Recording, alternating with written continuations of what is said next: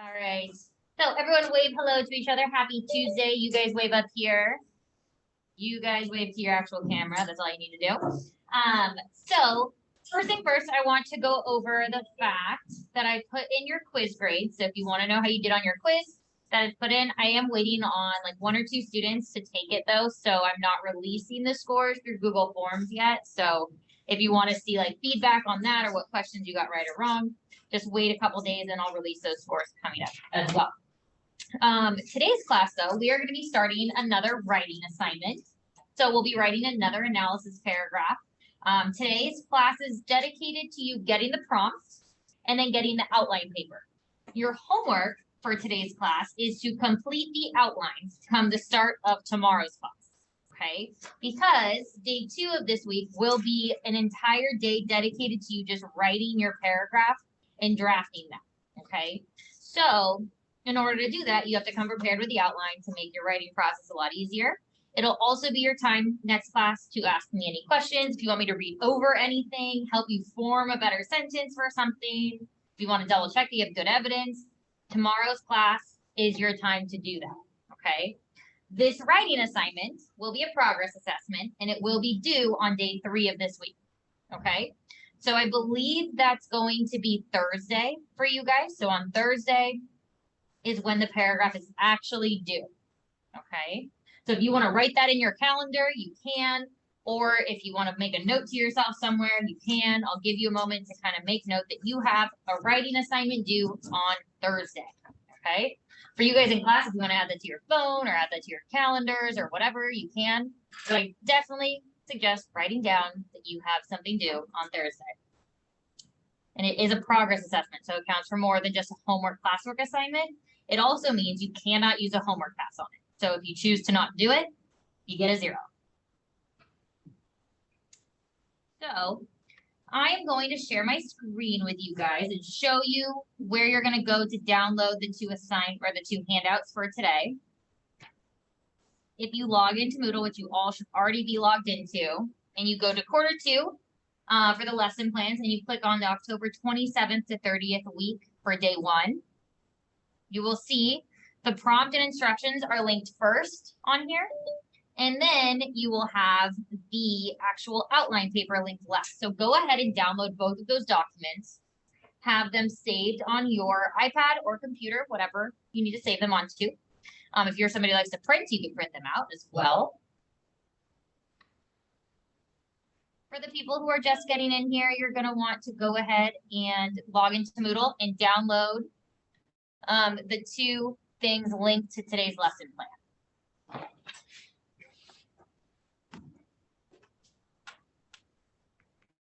And when you have them both downloaded, go ahead and give me a thumbs up so I know you're ready to go and we can talk about them.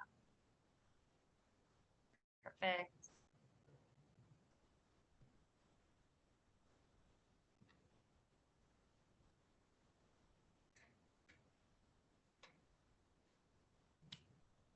Give me a thumbs up on your screen when you're ready with both the documents downloaded.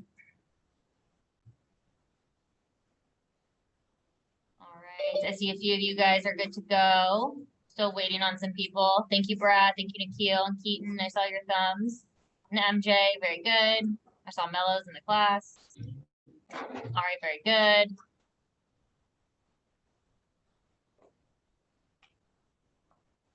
All right, we have Kieran and Nathan are both ready. Well, Marika, are you ready? Okay, Marika's ready. Taya, Jacob.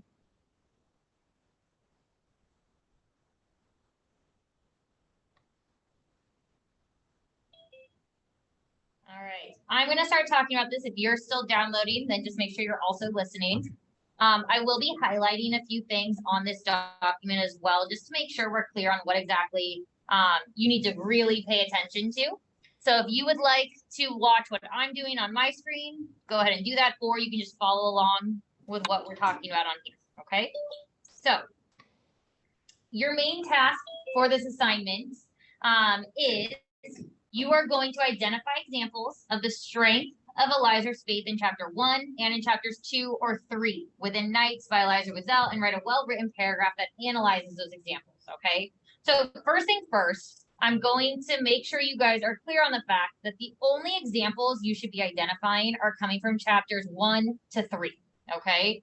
Part of answering an essay question or a test question or a quiz question correctly is to actually follow the instructions that are given to you. There was a few times on just the quiz last class that you guys took where people were giving examples from different chapters that I did not actually ask for, okay? If you do that in this essay paragraph, you will not get any credit for that example, okay? Because it has to come from the chapters that I tell you it can come from. That's part of answering something correctly, okay? So please make sure nowhere in this paragraph do I see any examples from outside of chapter 1, 2, or 3, okay? So I'll make a little text box next to this just so we're very much so clear on that. No examples from outside of chapters 1 to 3, okay? Once we get into more in depth the actual prompt itself, you'll see where those examples need to fall for different pieces of the paragraph, but all your examples will come from one to two of these chapters. So this is a progress assessment. Okay, so it's going to be 15 points, which it says at the very top of this assignment, 15 points. And that means that it's not going to be graded as hard as a mastery assessment writing assignment, but rather it's meant to kind of give you some feedback before moving into that mastery assessment, as well as give me some feedback to know what I can still keep helping you guys on and walking you through. So last time when I was grading your guys' paragraphs, I did see that a lot of people kind of struggled with the analysis section of the paragraph and with the lead-ins to your evidences. So this time, starting today on the outline, you'll see I gave very specific questions that you guys should be answering for your analysis, which will hopefully help you make it a little bit more geared towards the prompt than maybe last time it was. And in tomorrow's class, I will give you a little bit of support on lead-ins and we'll kind of practice that before we start your writing time to ensure that you feel a little bit more comfortable with those two pieces before working on your own. And we'll see if that works. If it's still not working, we'll do even more practice next time before writing time, okay? But that's just one thing I noticed in the last paragraphs that hopefully will be a little bit improved this time around with the writing process. So the goal here for this progress assessment, and it's the last sentence in here, the last portion of the sentence here, you need to demonstrate your personal best writing ability, okay? And you also need to demonstrate to what extent you have mastered the skill of identifying and analyzing character growth, okay? So at this point, we have seen Eliezer develop throughout his memoir, right? We've seen him kind of change in terms of his faith. So this is you showing me that you understand how he's changed up until this point, and you can explain where that happens or examples that show you that, okay? So that leads us into the actual writing prompt. This writing prompt is longer than what it actually needs to be. I went in depth about what certain things should look like. I'll give you a little summary at the end, and I'll write a little summary out for what really you need to answer. So the prompt itself is to discuss the changing strengths and weaknesses of Eliezer's faith in the beginning chapters of Next. Within your paragraph, so it is just one paragraph, you should identify 2 examples of faith in Eliezer's life. One should come from chapter 1 and one from either chapter 2 or 3. So your first example should come from chapter 1 because that's our starting point, correct? So we need to first identify this is how he starts off. Pre-Holocaust, pre-concentration camps is what we're starting with. And then we're going to transition into how he starts to change now that he's in those concentration camps. So that's where your example from either chapter 2 or 3 comes in. We have our starting point, pre-Holocaust, and then we have our middle point once we actually get into the concentration. Okay? So your goal then is to discuss how his faith changes between these 2 instances. Okay? Your main analysis should come with that second example where you're talking about how he's changed. Okay? So what causes him to change? How does the example that you gave prove that he's changed? How is that different than the first example you gave? Those are the kind of things that you want to get at in this paragraph. Both examples should work together to show how Eliezer is changing as he lives and works through the concentration camp. Make sure that you explain in detail what exactly these examples reveal about Elizer's faith and how they show a clear picture of change over time. This is super important, okay? So overall, if I was to just summarize what exactly you guys are writing about, you are analyzing how Elizer's faith changes from chapter 1 to chapter 3. Very simply put. So I'll write this here, summary of prompt. Analyze / explain how Elizer's faith changes from chapter 1 to 3. Okay. So that really is your goal. This is your goal in this paragraph. You guys are more than prepared to write this. We have annotated a bunch of examples from chapter 1, a bunch of examples from chapter 2 and 3 that really do show how he starts to change. Okay. So while you're writing your paragraph, which we're not going to get to the actual writing today, it's just the outlining, you're going to make sure you have these 4 things. Okay, and I'll go over these more in depth when we're actually writing, but if you want to get a head start, here it is. It tells you how many sentences roughly I'm thinking about for each section for you guys. I will say in total, though, you should be somewhere between, like it says at the bottom, 10 to 15 sentences. So very similar to the last paragraph that you guys wrote. Okay. Do you guys need me to explain any other piece of this prompt before we get going into the outline? Yeah, Marika. Can I go to the bathroom? Uh-huh. Can you what? Can I go to the bathroom? Yes, go ahead. Okay. Do you guys have any questions about the prompt? Should I just gonna open, like if we're broken still? I'd go to the office. Okay. Any questions? Going once, going twice. Okay, so let me ask you guys some questions. Make sure we understand things. Okay, so be prepared to be called on. Rachel, how many examples in total do you have to include here? 2. 2, very good. Okay, where should your first example come from? Let's hear from Kieran. Kieran, where should your first example come from? What chapter? Chapter 1, very good. Where should your second example come from? Let's hear from Pasha. Pasha, where should your second example come from? Chapter 2 or chapter 3? Chapter 2 or chapter 3, very good. Okay, let's see. What is the main point of this paragraph? What are you guys trying to explain? Let's hear from Taya. Taya, what are you trying to explain in this paragraph? Taya. Uh-oh. That's awkward. Okay, let's hear from Jacob. Jacob, what are you guys trying to explain in this paragraph? How Elijah's faith changes between the 2 instances.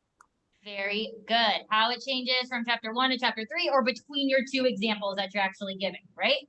Okay, very, very good. Is this paragraph a progress assessment or a mastery assessment? Let's hear from Keaton. Keaton, what type of assessment is this? Progress assessment. Progress, good. And how many points is it worth? Let's hear from Nikhil. Nikhil, how many points?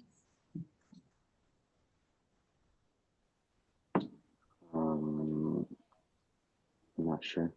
Top of the page, top of the assignment. How many points?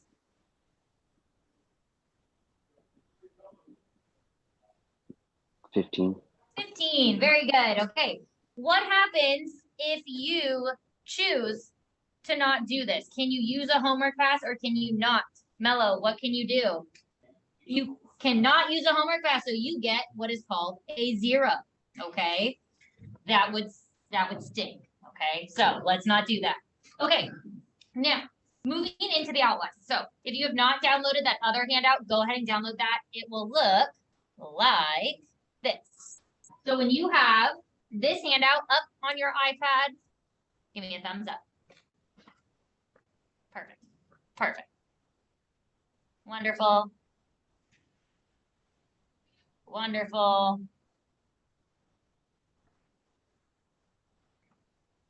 Give you guys another 10 seconds before I start showing you kind of how to go about filling this out.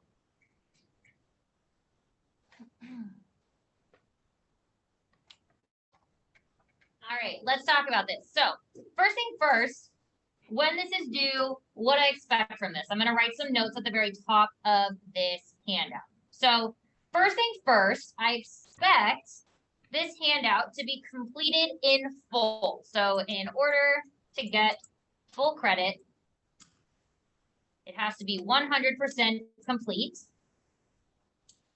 This includes complete sentences for every question / portion. This also includes, if I ask you for an MLA citation, a proper page number citation, I expect that to be completed, okay?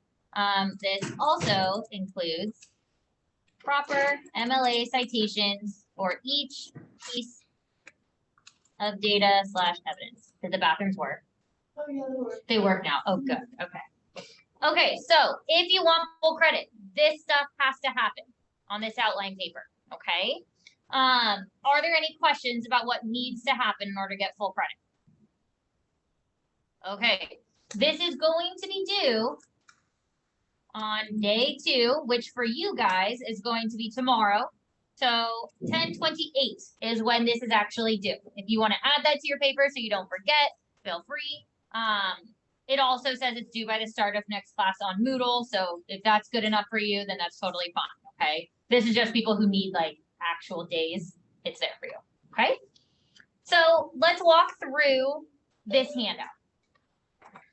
Okay, so first thing first, you'll see that things are numbered, okay? These different numbers go with the CDW structure, okay?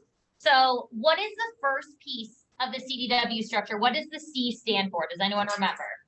Claim. Very good. So this first sentence is literally, you're going to be your claim sentence. It'll turn into that. Okay. So I'll write turns into claims. Wonderful. So number 2, what comes right after your claim sentence? Your data, right? So now you're going to have your data. That's what number 2 is. So this is going to be data number 1. Because remember, you're going to have 2 pieces of, 2 examples, 2 pieces of evidence. So data number 1. And then what do you always have to include after you give a piece of evidence? Huh? Well, lead-in will come before, which we're not going to outline our lead-in. What comes right after your data? Your citation, yeah. So this will turn into your proper MLA citation. Meaning, what does that look like? Does anyone remember what that looks like? The author's last name. Very good. Okay, so it's always going to be the author's last name and then whatever page number it falls on. Or for this one, it would be in parentheses, with L, and then a number. Okay? There's no like comma. No comma. Yeah, that was like one of the biggest mistakes on the quizzes was putting in a comma or typing in the PG before the number. You don't have to worry about any of that. It's literally just author's last name and the actual number. That's it. Okay? The period will always go after your parentheses as well. Okay? So whether that's you have a quote that comes before it, whether that's just a sentence that comes before it, your period will always come after the citation. Okay? Okay, so you do that. What comes after your evidence? What do you have to do after you give a piece of evidence? What's the W stand for? Warrant. The warrant. Very good, very good. Okay, so this section right here where it says, what does this evidence show or reveal about the strength or weakness of Elizur's faith at this point in the story? This is your warrant. For the purpose of an outline, I'm looking for literally one sentence here. If this was your actual paragraph, though, obviously you'd have a couple more sentences, right? Because you have to fully explain yourself. But for an outline, one sentence is totally fine. So this would be your warrant for evidence number 1. Then from there, you would give another example, which would come from chapters 2 or 3. This is going to be the example that signifies a change from chapter 1. So this would be your data number 2. And then you'll go through the exact same process that we just went through. You'll give your MLA citation after the evidence. And then you'll give your warrant for example number 2. Now, this is where you're going to have to gear your warrant towards the actual prompt itself, right? So let me type out warrant number 2 before I explain. So the first step would just to be to explain this specific piece of evidence. What does it show us? Okay, so that's your first step. What does it show us? From there, though, then you have to explain how this is actually different than the start. Okay, how is this example show some sort of change from chapter 1? Okay, and that's what this second question is. Okay, so your first step, warrant number 2, let's see, we'll do little bullet points here.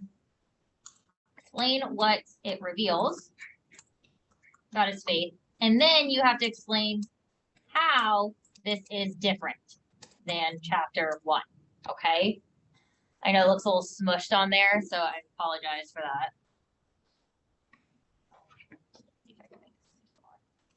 Okay, so that's what you need to do for warrant number 2. Explain what it reveals about his faith. How is it different? Okay.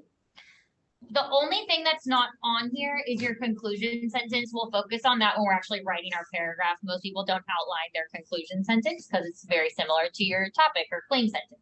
Okay. So this paper, literally filling this out, is your task for today. Okay. You should have plenty of examples outlined, annotated in your books already. Okay, if you're like, does this work for this? Ask me that question. I'm sure plenty of people are thinking the exact same question. You can either type it into the chat or unmute yourself and talk to me. For you guys, just say the question if you have it or raise your hand or whatever. Chapter 1 begins on page 3. Chapter 3 ends on page 46. So all of your examples should come from roughly page 3 to 46. Okay, anything after that does not get any credit. Clear? Thumbs up if it makes sense. Okay, this is your work time. You have the rest of class, along with any time for homework. You can do it at home as well. Okay, so class is over at 12:40, so you guys still have a solid amount of time to work. Okay, all right. You're working on Zoom though if you're not here. Let me know if you have questions, guys. If you'd like to turn off your camera during this, you totally can.